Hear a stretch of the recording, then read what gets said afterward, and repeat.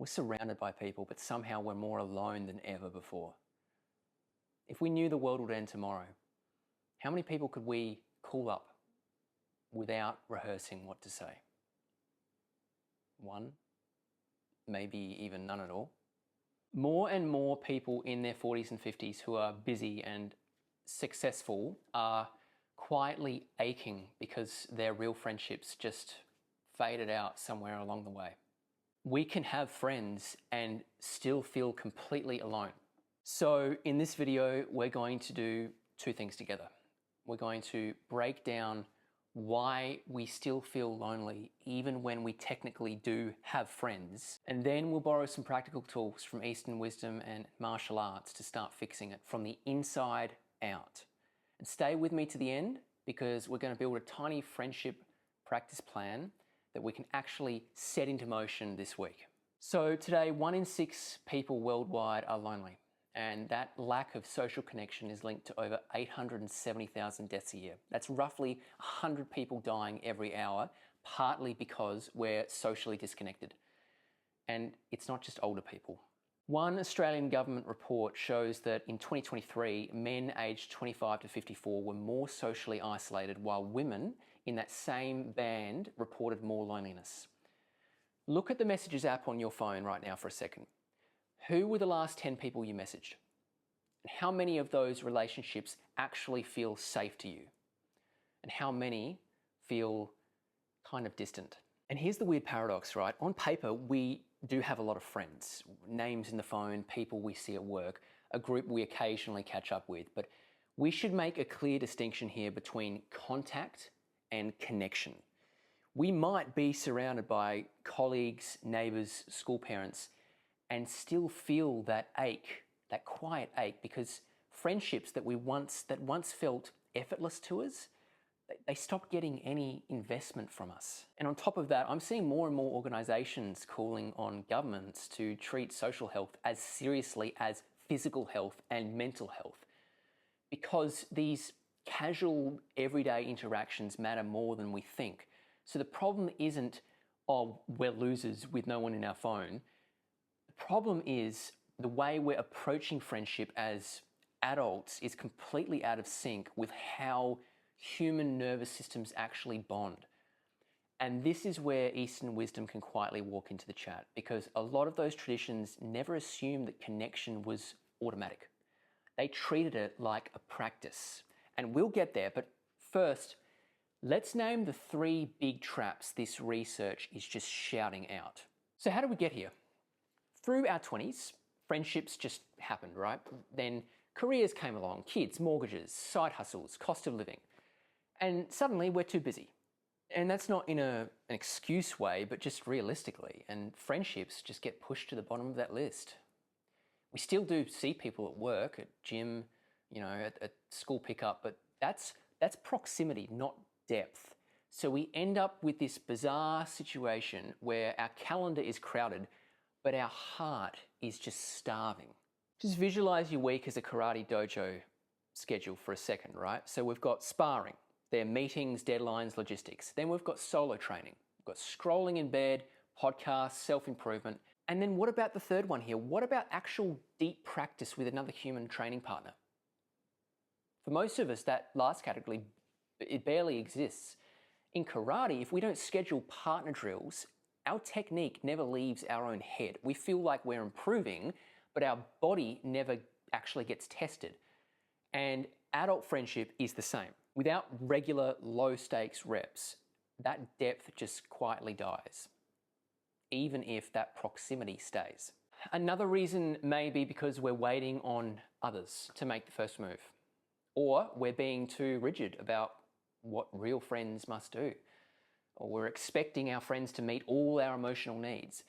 And what we're often doing is carrying an invisible checklist, so they should check in without me asking, or they should reply fast, or if they really cared, they'd remember, X, Y, Z. And when people don't meet those invisible rules, we just slowly withdraw and tell ourselves, oh, well, they're busy. Here's the twist that Eastern thought gives us. In a lot of Buddhist and Taoist writing, attachment to fixed expectations is seen as a root of suffering. We're not told We're not told to have zero needs, but just to hold them lightly. And in martial arts, if we walk into sparring expecting our partner to move exactly how we trained in our head, well, then we get hit in the face.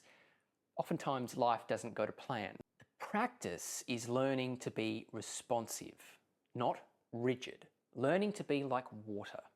An adult friendship is the same. We can want care, support, and reciprocity, but the moment that it hardens into a rule book of assumptions, then connection just suffers. Think of one friend right now.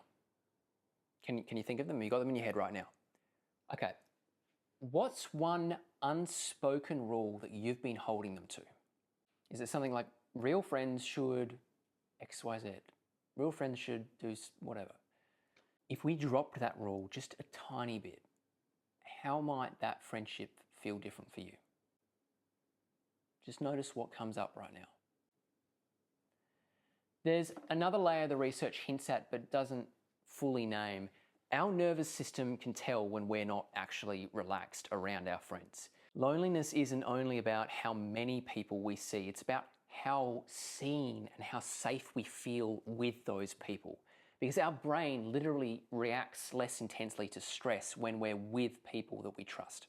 Individual level fixes are very important. This is like the inner work, right? But when we obsess over this and ignore community and culture, we miss the point. Because we might be with our friends, but our nervous system is still in performance mode. And as a performer myself and a martial arts practitioner, I can tell you that this is exactly what happens to a beginner when they get on the mat. Their body is in the dojo or on the stage, but their brain is on the sidelines or in the wings. And they're saying, you know, do I look stupid? Am I doing this right? Everyone else is better than me. So it doesn't matter who they're training with. Their brain never feels safe enough to actually connect. An adult friendship is like that. If our baseline state is a tight chest, shallow breath, mental commentary on loop, we could be sitting with the kindest person on earth and still walk away feeling weirdly alone. Just right now, while we're talking, notice your shoulders. Are they up near your ears? Just drop them down, breathe out slowly through the mouth, and see what shifts in your body in 3, 2, 1. If this is landing for you and it feels like we're finally naming what's been going on under the surface here, and just hit the like button so I know what you value. It also tells YouTube that there are more of us going through this than people realize. In a lot of Eastern traditions, connection isn't a label, it's a practice. So in Zen, we train presence. Can we actually be here with this other person, this breath? In Taoism, relationships are part of the flow of qi. They're not fixed objects, but they're living processes. And in martial arts, we literally bow to each other before we fight because the other person is your partner in growth. They're not a threat. None of these traditions promise that we'll have 50 best friends.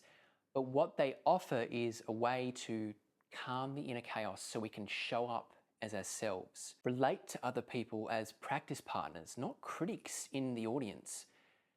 And they offer a way to build small, consistent practices of connection instead of chasing giant cinematic moments. So let's do what this channel is here for. Let's build a simple, Eastern-inspired, nervous system-friendly friendship recession protocol together. In martial arts, we don't start sparring cold. We bow in, we breathe, and we take our stance. And we can do the same thing before we reach for connection. So just try this with me. Plant your feet on the floor, about shoulder width apart. Slight bend in the knees. And imagine someone gently lengthening a string from the top of your head. Breathe in through the nose for a count of 4, and hold for 2. And then out through the mouth for 6. Now pause this video and try just 3 breaths like that right now. That right there is a stripped down version of standing meditation you see in Qigong and internal martial arts. And research is increasingly linking these practices to better emotional regulation and less anxiety. Now, why does this matter for friendship? Well, because if we go into social interactions with a fired up nervous system, we scan for threats, not for connection. Regulating first lets us show up as a friend, not as a missile defense system. And if you want to keep training this together, not just talking about ideas, but actually building a calmer body for real relationships and friendships with others, just tap subscribe so we don't have to start from zero each time. This channel is basically our little dojo for inner peace and social courage. Okay, so think of one person you'd like to feel closer to. Just one. Instead of waiting for the perfect heart-to-heart, we're going to do one small, real reach out right now to that person you just thought of. And here's a simple script that we can borrow and adapt.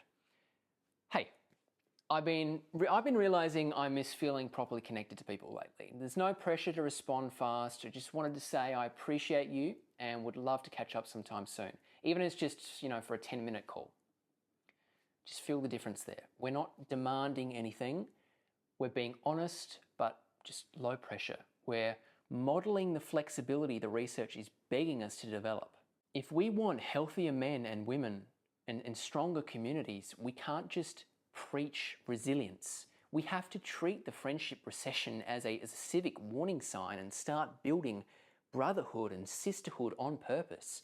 So just sending that one text message is our tiny version of that. So pause this video just for 30 seconds if you need to and draft that message in your notes app.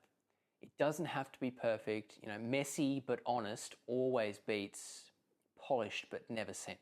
So all the reports that I've read just keep saying that casual interactions matter more than we think. So we're going to steal that insight and we're going to combine it with martial arts training. In a dojo, we don't only count the big dramatic fights. We count the warm-ups, the basic drills, the partner exercises that look boring from the outside. Now, that is where skill is built. So here's our final practice. For the next 7 days, treat every small social moment as a mini drill. Eye contact and a genuine thanks to the barista. A slightly longer chat with a colleague instead of just a quick nod to them. Asking, how are you really going? And actually listening to the first sentence. Before each micro interaction, just take one grounding breath like we practiced and set a tiny intention. Just for the next 20 seconds, I'm here with this person. And then let go. And then engage with them. Over time, this does two things for your nervous system. It rebuilds your sense that other humans are safe they're safe enough to relax around. And it also sends a quiet message just through our body that, look, we are not alone. Even if our friend circle is small right now.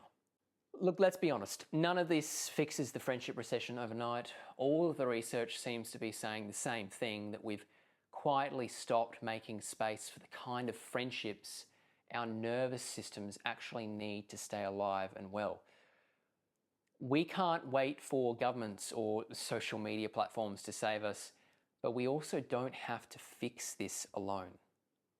So here's our friendship recession protocol in one line. Regulate before we relate. Reach out once, honestly, and treat everyday life as a dojo for connection. If this vibed with you, just comment below with 2 words, I'm training. And let me know if there's anything else you're having particular trouble with. And look, if you just take one thing from this video, let it be this. Don't assume the next person you meet has 500 friends and is too busy for you. Don't assume that they're not thinking the exact same thing as you are, because the data shows us that they probably are. If someone popped into your head while watching this, the friend you haven't checked in with for a while, or the one that always says they're fine, maybe share this with them. It's an easy way to start a deeper conversation without a big, heavy speech. Now, if you are making an effort to go out and meet people, but it's leaving you drained, I've got a video that might help you. Check this one out here. And just remember, we don't have to be alone in the friendship recession. We can train our way into a friendship boom, slowly together. Let's train.